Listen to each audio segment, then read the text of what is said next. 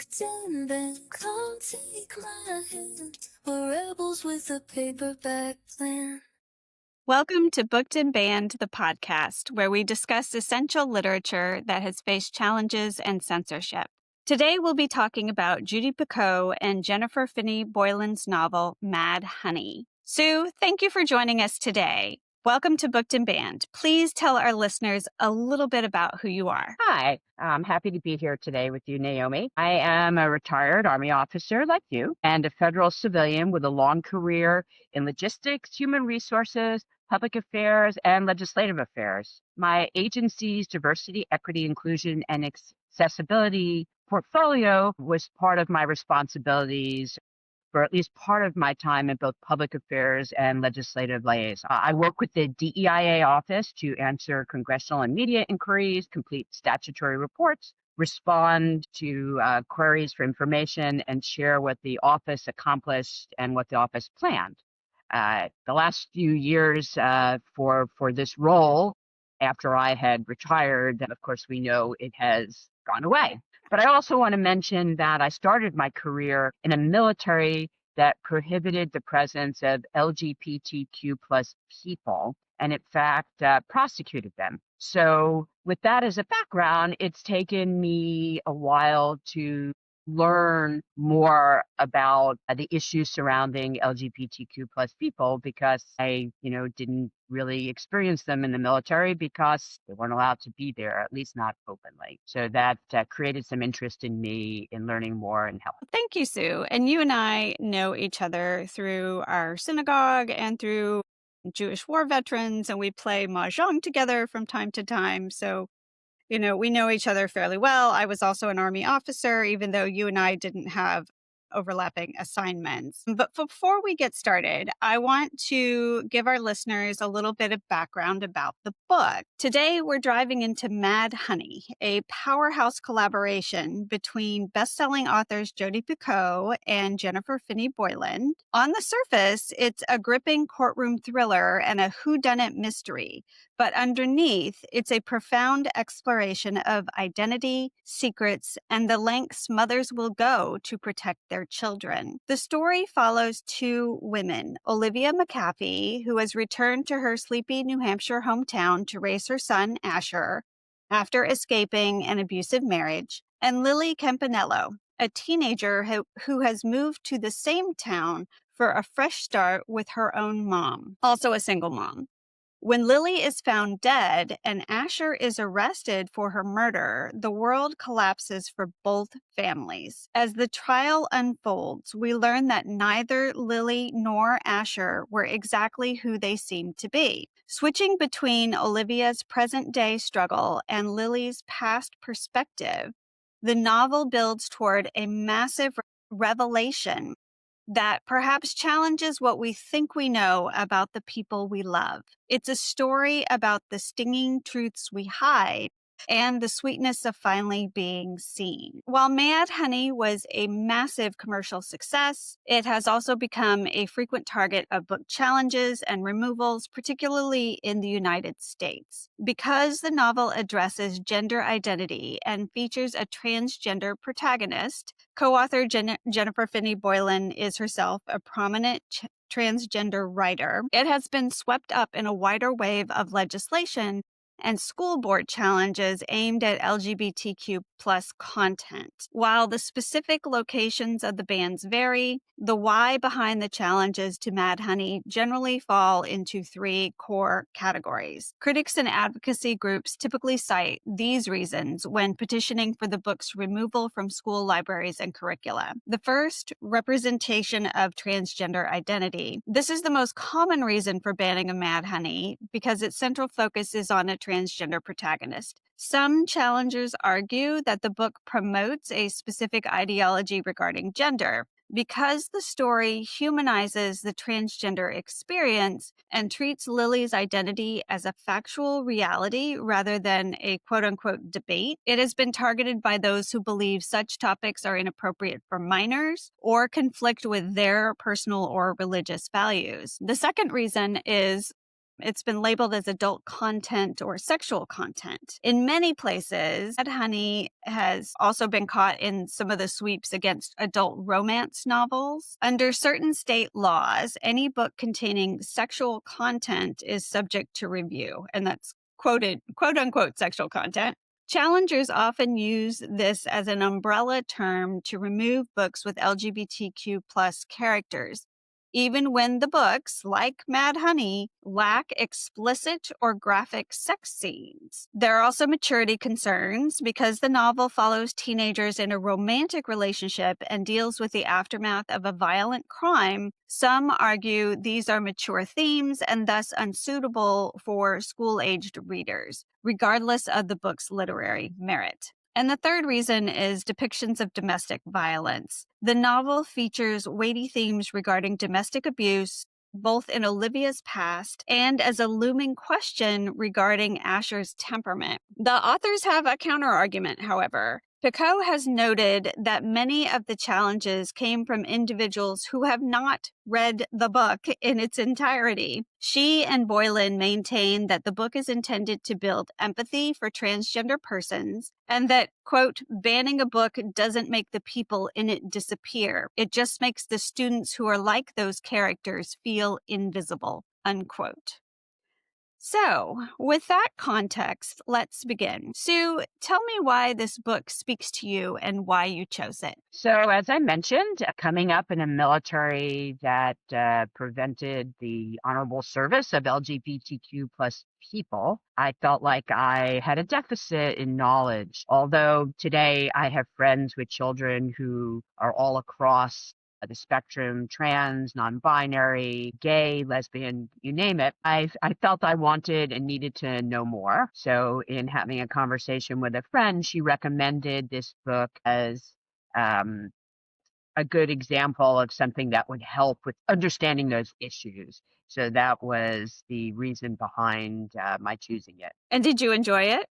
I don't think it's, a book that you necessarily enjoyed because it has a lot of dark themes. As you mentioned, it's a whodunit, it's a murder mystery. It's, there's a variety of topics there. I did find it a quick read. I was interested in what was happening, so motivated to read the book, even though at times I found a little bit hard. I found some of it implausible, but that's only from my perspective. And I would probably give more credence to somebody who's transgender saying whether it replicated their experience. Absolutely. So both Olivia and Lily are women who moved to this small town to escape traumatic pasts and start over. In their own ways, they were both performing a version of normalcy to protect themselves. What do you think the book is trying to say about the difference between the secrets we keep for safety versus the secrets we keep out of shame? I think the book covers both of those topics equally because there's an element of both safety and shame in each of the stories. Battered women often blame themselves. Why did you pick this person to marry?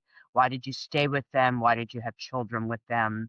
Why was I, not more aware in time? And did I not properly or adequately shelter my child? And the safety issue is, they could have been killed. Their child could have been killed. Their child put themselves in between the warring parents, which I don't think is that unusual. So there's both of those topics there. You're afraid what the public is going to think about you or your family and friends. Like, why did you stay with this person? And at the same time, you're afraid of the repercussions of living with a volatile person. Absolutely. And what about like Lily? Do you think she was keeping secrets out of shame or just safety or both? Again, both. Although she never reflects feeling ashamed of who she is definitely concerned about her safety. Being outed again in a school, they moved so that she could have acceptance and start over. And of course, it's really hard to keep these things hidden forever. She just wanted to be who she was, and it seemed to be going well. But then, honesty prevails, and you don't know what the next point will be. I thought it was interesting that she did not join and was not interested in the LGBTQ plus issues in her school. She preferred to keep that part of herself hidden. That reminds me of I was reading a story by a journalist who discovered that her family was part Black and they were white passing for many years. And her mother would refuse to, and this was many years ago when it was more common to have servants, but her mother would refuse to hire Black domestic servants. And it's because her mother was terrified a Black woman in their house would realize that they were also Black or part Black. Right. And so I think that might have been behind some of Lily's motivation to not join the LGBTQ plus club at school. The book does go into Lily's relationship, very strained relationship with her father, and the way that he attempts to make her feel ashamed of who she is, because she was born a boy, and he is treating her the way that he feels like he should treat a son, and sort of these masculinist ideas about what a son or what a boy does or does not do. And so I think earlier there might have been, some elements of shame with Lily too, which is really fascinating that both of those things are kind of in tension with each other throughout the novel and in these different situations. The novel spends a lot of time on Olivia's work as a beekeeper, hence the title Mad Honey.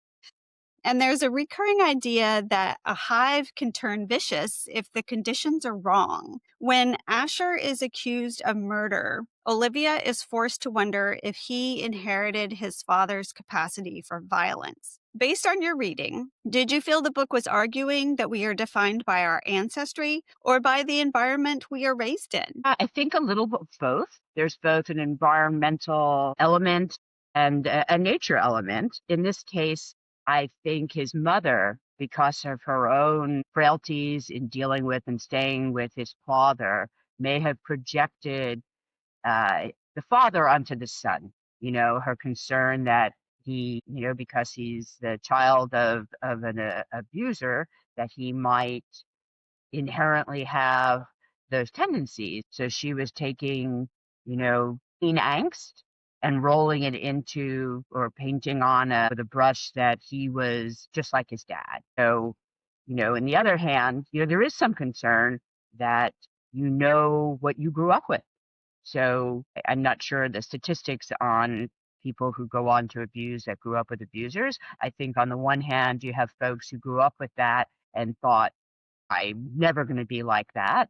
And they have a good background of never being like that. And there's other folks who are damaged by the experience and perhaps do model it because that's how they grew up and it's all that they know. So I think there's a push and pull element of whether it's nature or nurture or a combination. One can reinforce the other. Yeah, absolutely. And I don't think science has come down firmly on one side or another. So we're not going to solve that today. The book features a major shift in perspective halfway through that recontextualizes Lily's entire journey as a transgender woman. As a reader, how did that reveal change your empathy for the characters? Do you think the authors chose that specific structure to challenge the reader's own internal biases? Perhaps. I think because I personally did not know who the transgender character was, that might have eliminated any unconscious bias that I may have had for or against a transgender person. So the reveal in the book was a surprise to me. I had guessed that it might be a different character. So yes, it does recontextualize the course of the book, knowing what you know and going back and thinking about various aspects of it. Yeah, and I think that the jumping back and forth in time, where Olivia's narrative is moving forward through time, but Lily's narrative is going backward through time.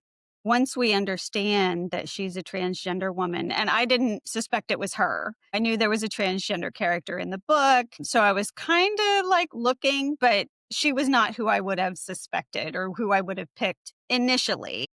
And so it was a bit of a surprise and a reveal, which was just, I think, very well written. But as you're going back in time, and it changes, what we think we're seeing. And it does make us question, when they had that fight, that occurred in October, November, and here we are going back more and more in time.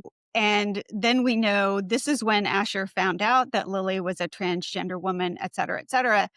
I think it does color some of, or makes the reader question a little bit of what was going on in some of those other parts of the narrative, which is really interesting. That's more what makes it a whodunit as opposed to the killer, though that's in there too. A major theme of the book is the cost of being your authentic self. We see characters who risk their safety, their reputations, and even their lives just to be seen for who they truly are. Looking at the current climate where this book is being challenged in libraries, particularly school libraries, what do you think is the most urgent message Mad Honey has for readers today regarding the right to exist authentically? I think perhaps it can give hope to other people, to readers who see themselves or a family member in the characters in the book. You're not alone. There's ways to make things better, either through transitioning or finding a community that is accepting, as the store owner in the book was to a certain extent, and that there are schools and communities where you could live a life as you choose to live it.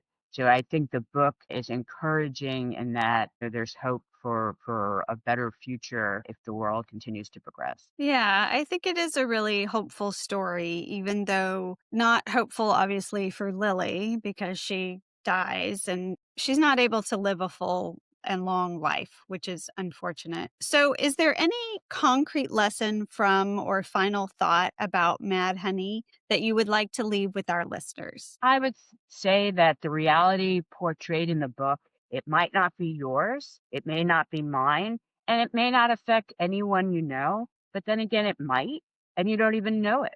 Transgender people have the right to live and be as they choose to be, and there's, a brighter future in mind as depicted in the book. Yeah, absolutely. I think that's a great idea to leave with our listeners. Well, thank you, Sue, for coming on the podcast. I really appreciate your insights. Our next book will be The Exorcist, for something completely different, which is a book I have not read before, even considering it's been, I guess, in American culture for such a long time.